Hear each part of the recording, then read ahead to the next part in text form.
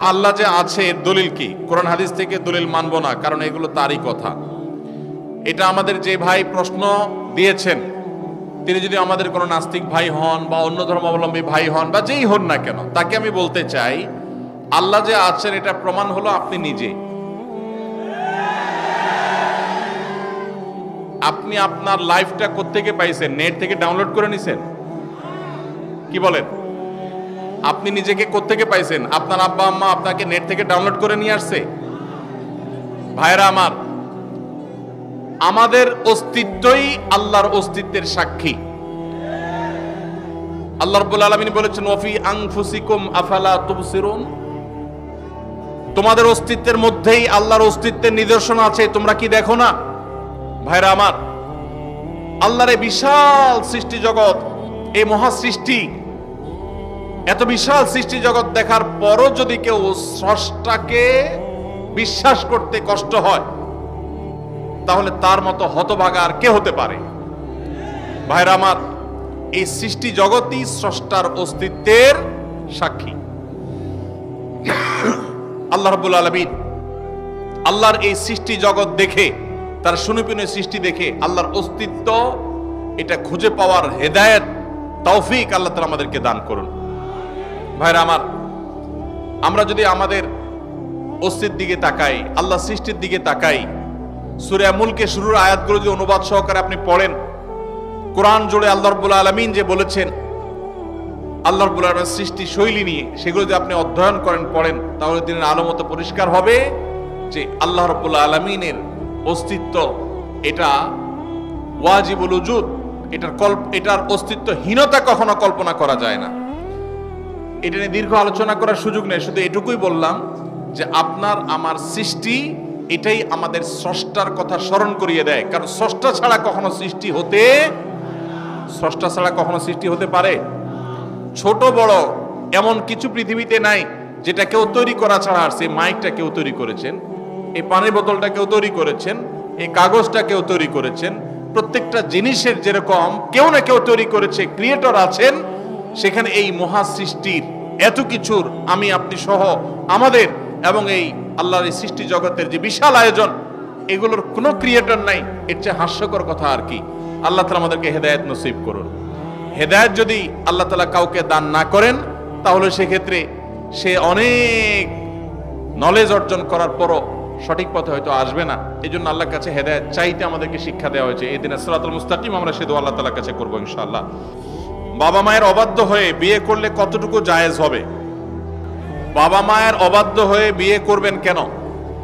বাবা মারা যারা এখানে আছেন, আপনাদেরকে বলতেছি, চাচারা যারা আছেন, পর্দার আড়াল থেকে চাচিরা যারা শুনছেন, ছেলে মেয়ে বিয়ের উপযুক্ত হওয়ার পর তথাকথিত পায়ে দান ও অজুহাত করে নাম করে ছেলে মেয়েকে বিয়ে দিতে দেরি করবেন না। পোলাপানের আওয়াজ শুনে হলেও কিছুটা বোঝার চেষ্টা করেন। আল্লাহ রাব্বুল আলামিন আমাদের চাচা চাচিদেরকে হেদায়েত নসিব করুন। ওনারা যেন আমাদের ছেলে মেয়েদের কষ্টটা বুঝেন, আল্লাহ তাআলা সেই তৌফিক নসিব করুন। বাবাজিরা, আপনারা যে বয়সে বিয়ে করেছেন, আপনার ছেলেকে কিন্তু তার চাইতে আর্লি দিতে হবে। কেন দিতে হবে? কারণ আপনাদের আমলে ফেসবুক ছিল না, এখন ফেসবুক বাইর হয়েছে। আপনাদের আমলে স্মার্টফোন ছিল না, এখন টাচ মোবাইল বাইর হয়েছে। এই ছেলে মেয়েদের চরিত্র রক্ষা করার জন্য আর্লি বিয়ে দিতে হবে। আল্লাহ আমাদের মুরব্বীদেরকে সে হেদায়েত নসিব করুন। নবী করিম সাল্লাল্লাহু আলাইহি সাল্লাম বলেছেন, তোমার সন্তান বিবাহের উপযুক্ত হওয়ার পর তাকে বিবাহ দিতে দেরি করবে না। যদি দেরি করো, তাহলে ব্যভিচারের মতো ফিতনা সমাজে ছড়িয়ে পড়বে। এই ফিতনা সমাজে ছড়ালে কি হয়? পশ্চিমাদের চাইতে বেশি কেউ বোঝে না। পশ্চিমারা বিবাহ বহির্ভূত সম্পর্ককে অ্যাপ্রিসিয়েট করেছে। এখন তাদের মানুষ জন্মের হার কমতে কমতে এমন ভয়ঙ্কর লেভেলে চলে গেছে, তাদের দেশ স্বাভাবিকভাবে চালানোর মতো লোকও নাই। কারণ অবৈধ সম্পর্ক দিয়ে তাদের দিন যায়, বিয়ে শাদী করে না, বাচ্চা কাচ্চা হয় না, তাদের জেনারেশনের মধ্যে গ্যাপ তৈরি হয়ে যাচ্ছে। অতএব সমাজে নানাবিধ ফিতনা ছড়াবে। ডক্টর খন্দকার আব্দুল্লাহ জাহাঙ্গীর রহমাতুল্লাহ বলতেন, একটা সাইক্লোনে, একটা ঘূর্ণিঝড়ে একটা দেশের বেশিরভাগ মানুষ যদি মারা যায়, আবার ধীরে ধীরে বাকি যে মানুষগুলো বেঁচে আছে তারা সারভাইভ করে উঠে যাবে। কিন্তু ব্যভিচার যদি একবার ছড়িয়ে পড়ে পৃথিবীতে, ঘরে ঘরে যদি ব্যভিচার এটা শুরু হয়ে যায়, বিবাহকে যদি নিরুৎসাহিত করা হয়, তাহলে সেক্ষেত্রে মানুষের জন্ম এটা বন্ধ হয়ে যাবে। এবং মানব সভ্যতা পৃথিবী থেকে হারিয়ে যাবে। এই জন্যই ব্যভিচারের শাস্তি ইসলামের সবচেয়ে কঠিন এবং সবচেয়ে নির্মমভাবে এই শাস্তি, সবচেয়ে কঠোর শাস্তি দেওয়ার কথা বলা হয়েছে। এই জন্য ভাইরা আমার, মুরব্বীদের যারা আছেন তাদের বলছি, আপনার সন্তান যদি খারাপ পথে যায়, হারামের পথে যায়, আপনার অবহেলার কারণে আপনি তাকে বিবাহ দিতে দেরি করেন, তাহলে আল্লাহর কাছে সন্তানও দায়ী থাকবে, আপনিও দায়ী থাকবেন। আর সন্তানরা যারা চিল্লাচিল্লি করছেন, ঠিক ঠিক করে বলছেন, আপনারা এই সমস্ত ঠিক ঠিক না করে কাজ কাম শুরু করে দেন। নিজেরা বেকার বসে থাকবেন, আর এদিকে বাপ মারে বিয়ে দেওয়ার জন্য আমার চিরকুট ধরা দিবেন। এটা তো কোনো সমাধান হতে পারে না। সবাই কাজ করবেন বেশি করে ইনশাআল্লাহ, আবার দোয়াও করবেন। ছাত্র অবস্থায় বিয়ে করা যাবে কিনা, সমস্যা কি? ছাত্র অবস্থায় আপনি টিউশনি করে বিভিন্নভাবে উপার্জন করতে পারবেন কি পারবেন না? তো যদি উপার্জন করতে পারেন তাহলে বিয়েও করতে পারবেন ইনশাআল্লাহ। আল্লাহ তাআলা আমাদের মুরব্বীদের মনের মধ্যে সুমতি দান করুন। আর যারা আপনারা আছেন আমাদের যুবক ভাইরা, আপনাদেরকে বলবো, যতদিন বিয়ে করার সামর্থ্য আল্লাহ দিচ্ছেন না, ততদিন পর্যন্ত নিজেকে সংযত রাখতে হবে, হারাম সম্পর্কে জড়ানো যাবে।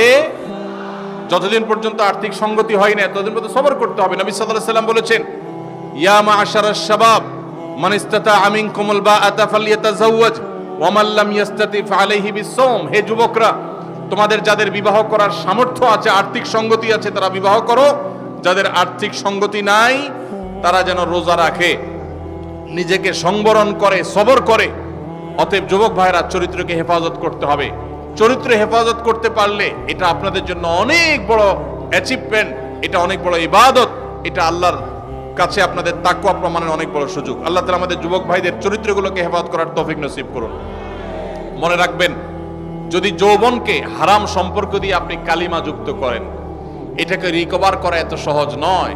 যাদের হারাম সম্পর্ক আছে এখনই তওবা করুন, নতুন জীবন গড়ুন এবং নিজেকে সবর করুন, হারাম থেকে দূরে সরায় রাখেন। আল্লাহ কেন বলেছেন ওয়ালা তাকরাবুজ জিনা, জিনার কাছেও যেও না? কারণ আগে থেকে আপনি দূরে থাকলে তখন বাঁচতে পারবেন। এই সম্পর্ক, হারাম সম্পর্ক থেকে দূরে সরে আসতে হবে। আল্লাহ আমাদের সবাইকে তৌফিক দান করুন। আমার বিয়ে হচ্ছে না চাকরির জন্য, মেয়ে রাজি আছে, আমিও রাজি, কিন্তু পরিবার বুঝে না, কি করব?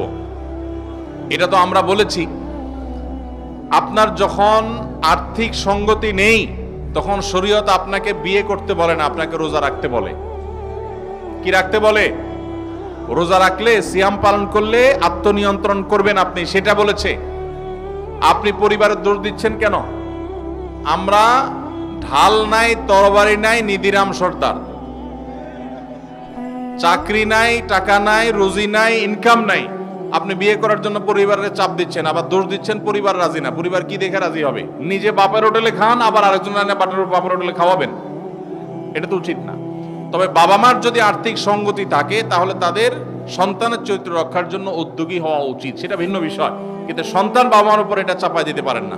এই জন্য উপার্জন করা শুরু করেন। মুশকিল হলো বেশিরভাগ বাবা মা মনে করেন পায়ের উপর দাঁড়ানো মানে লাখ লাখ টাকার মালিক হওয়া। মনে রাখবেন, কোন রকম মোহরের টাকা জোগাড় করে স্ত্রীর ডাল ভাতের ব্যবস্থা করতে পারলেই শরিয়ার নির্দেশনা অনুযায়ী তার বিবাহ করার রাইট এবং অধিকার চলে আসে। বাবা মা কোনো খোলা অজুহাতে তার বিবাহ বিলম্ব করার ইখতিয়ার তাদের নাই। আল্লাহ তাআলা আমাদের মুরব্বীদেরকে আবারও দোয়া করে হেদায়েত নসিব করুন।